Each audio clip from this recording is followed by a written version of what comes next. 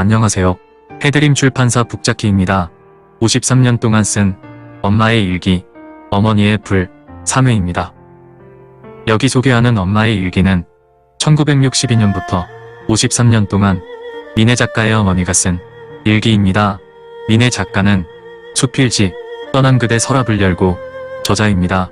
53년 일기를 엮은 책은 어머니의 불입니다. 어머니의 불은 우수도서인 한국문화예술위원회 문학나눔으로 선정되었습니다. 1962년 2월 16일 간편한 아침상이었다. 김치 한 그릇에 간장 한 종지. 그래도 열이는 제일 작은 편인데 밥그릇은 제일 많은 걸 잡는다. 오순도순 간단한 아침 식사를 마치고 희망이 찬 3남매는 씩씩하게 나간다. 옷차림은 무척 초라했다. 몇천 원만 있으면 어엿한 차림으로 변할 수 있는데 그 몇천 원이 없다. 오늘 길에서 10년 전에 우리 돈 280만 원을 잘라먹은 사람의 부인을 만났다. 지금은 수백만 원을 가지고 고리대금업을 하고 있다.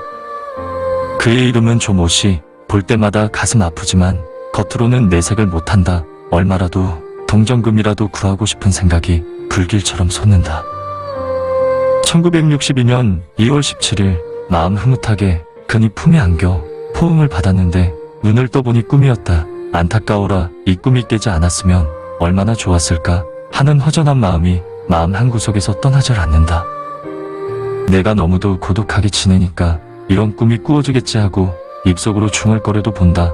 1961년 10월 17일에 집을 나간 그니 어언간 5개월이란 시간이 흘러갔다. 그동안 나는 어떠한 심정으로 살아왔나. 고통이란 이루 말할 수가 없다. 여성으로서는 막 가는 길이 그 길이다. 나도 막 가는 한 여성이겠지.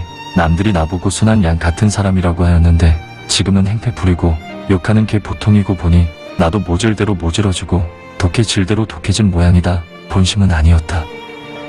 나를 이처럼 되게 만든 것은 그니의 죄다. 어느 정도 호의를 베풀면 나는 이처럼 되지는 않았을 것이다. 짧은 한 토막에 흘러간 그 시절을 가슴에 간직한 채 과거를 그려도 본다. 그러나 좀처럼 잠이 재빨리 오질 않아 안타까워하며 반짝이는 별들을 미닫이 창문에 보이는 대로 세워도 본다. 큰 별 작은 별 무수히 많다. 내 별도 있겠지. 내 별은 참 작을 거야. 내 별과 함께 말이라도 해보았으면 나의 안타까운 심정이 풀리는지. 그러나 별들은 조용하기만 하다. 자정이 넘은지라 밖은 무척 조용하다. 바람만 사정없이 불며 지나간다. 고독이여 안녕. 엄마에게 곳곳엔 아버지에 대한 원망과 더불어 그리움이 배어있다. 아버진 꽤 다감한 면도 있었으니 지나간 한 시절 아버진 엄마에게 다정한 남편이었을 것이다. 그리고 엄마는 이런 남편을 못 잊어 그리워한다. 엄마 나이 37. 그 젊은 엄마를 바라보는 지금의 나는 엄마의 어머니뻘 되는 나이다. 일기를 읽어가는 동안 엄마는 엄마이면서 동시에 측은하고 가여운 딸 같은 느낌으로 다가왔다. 1962년 2월 20일 보람 없는 하루. 오늘도 공장 일을 결정 못하고 터덜거리며 집으로 돌아오니 진이가 밥을 다 지어놓았다. 엄마 온다고 반기며 밥을 들여왔다. 엄마, 옆방 아줌마가 생선찌개 주셨어요 하며 반가워했다. 진은 엄마를 위로하려고 노력을 많이 한다. 내 눈치를 살살 보며 엄마, 등록금이 많이 올랐어요 하는 말에 나는 놀라지 않을 수 없었다. 1800원이 다 되는 금액이었다. 진이는 내가 근심하는 걸 보며 엄마, 너무 걱정 마세요. 천천히 내도 돼야 한다. 고요히 깊어가는 밤, 벌써 자정이다. 고요히 두 손 모아 벽에 걸린 십자가를 향하여 저녁 기도인 만거를 바칠 때 내 눈앞에는 예수님이 피 흘리는 십자가 형상이 크게 보이는 듯하였다. 고생하며 자란 아이들은 눈치만 발달하고 조숙하게 성장한다. 상황을 판단하는 더듬이가 언제나 민감하게 작동한다. 언니는 장녀로서 가족과 동생들을 챙기는 마지의 모습을 많이 보여주었다.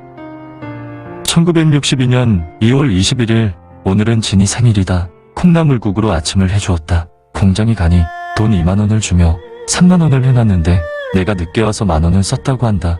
돈을 받는데 마음속으로 퍽 기뻤다. 한 달 동안 애써 번 것을 생각하면 눈물이 나올 지경으로 기뻤다. 어제 저녁 옆방 아주머니가 준 생선찌개를 먹은 우리 네 식구는 모두 식중독에 걸렸다. 열이는 몸에 두드러기가 나고 진이는 배탈이 났다. 이 사실을 옆방 아주머니가 아시면 미안해 하실까봐 약을 몰래 사다 먹었다. 생선이 물이 나빴던 모양이다. 찌개를 준 아줌마가 미안해할까봐 내색도 못하고 약을 몰래 사다 먹었다는 애기의 웃음이 나온다. 여기 나오는 옆집 아줌마는 작가 제이 씨가 아니고 그 이후에 이사 온 세자 엄마인 것 같다. 제이 씨는 무남동녀로 태어나 고생을 모르던 여성이었는데 남편이 여자를 얻은 바람에 이혼했다고 들었다. 그 옛날 남편이 외도했다고 어린 자식들을 다 데리고 이혼하는 여성은 흔치 않았다. 이른바 당대의 커리어 우먼이었기 때문이었을까. 우리 엄마는 남편이 바람을 피우고 도망을 가버렸는데도 남편을 기다리고 있는가 하면 그녀는 아이 둘을 자신이 다 껴안고 살았다. 그녀는 살림엔 젬병이었으니 우리 엄마에게 얻어먹으면 얻어먹었지. 생선찌개를 줬을 리 만무하다. 주인댁과 무슨 일로 대판 싸우고 이사를 가버렸던 그녀의 인상이 지금도 선연하다. 강렬한 눈빛, 미간에 패인 세로 주름 2개, 올백으로 넘겨 묶었던 머리. 1962년 2월 24일 오랜만에 오늘은 집에서 있기로. 그러나 집에 있기 싫어. 나가고 싶어. 일 없이 나가려면 교통비가 들어 눈 꾹 감고 집에 있으려는데 낯선 목소리가 들렸다. 계십니까? 꿈에도 보기 싫은 빚쟁이 영감님이었다. 남편이 간 곳을 대달라는 청이었다. 약 3시간이나 머물러 지긋지긋했다. 그러나 끝까지 머리 굽히고 사정해야 할 이 신세, 누구에게도 말 못할 심정. 당신은 사나이인데 여보소, 이 무심한 사람아. 1962년 2월 25일 이번 주일도 무슨 일 하나 해결하지 못한 채 한 주가 훌쩍 지났다. 미사 참여하면서 구슬펐던 하소연을 주님께 진실이 구하고 제게 고통을 거두시고 은덕을 베풀어 주소서 하는 소원과 남편이 회개하고 돌아오기를 진심으로 빌었다. 1962년 3월 1일 3.1절 기념행사 소리 높이며 태극기 깃발은 펄럭인다. 낮잠을 자다가 점심때 지나 오랜만에 시장에 가보니 맛있는 창거리가 그득 나왔다. 생선은 애들이 무척 좋아해도 몇 달째 못 사다 먹였다. 장을 한 바퀴 돌아 쌀만 사가지고 왔다. 오후부터 눈이 온다. 여리는 땅이 질척이니까 못 나가고 방에서만 지내며 먹을 것을 달라고 졸라댔다. 나는 못 이겨 밀가루를 물에 풀어 부침개 몇 장을 해주었다. 여리는 좋아라고 발장구를 치며 기뻐한다. 우리 네 식구는 밤만 되면 나란히 누워 라디오에서 흘러나오는 음악과 연속극 듣기에 바쁘다. 라디오는 우리 식구의 큰 벗이다. 낙을 실어주는 라디오는 참 감사해. 낮에는 빚쟁이가 무서워 보자기에 꾹꾹 싸서 벽장 구석에다 잘 모셔놓고 밤만 되면 내 식구와 즐긴다오. 지금까지 53년 동안 쓴 엄마의 일기, 어머니의 불 3회였습니다.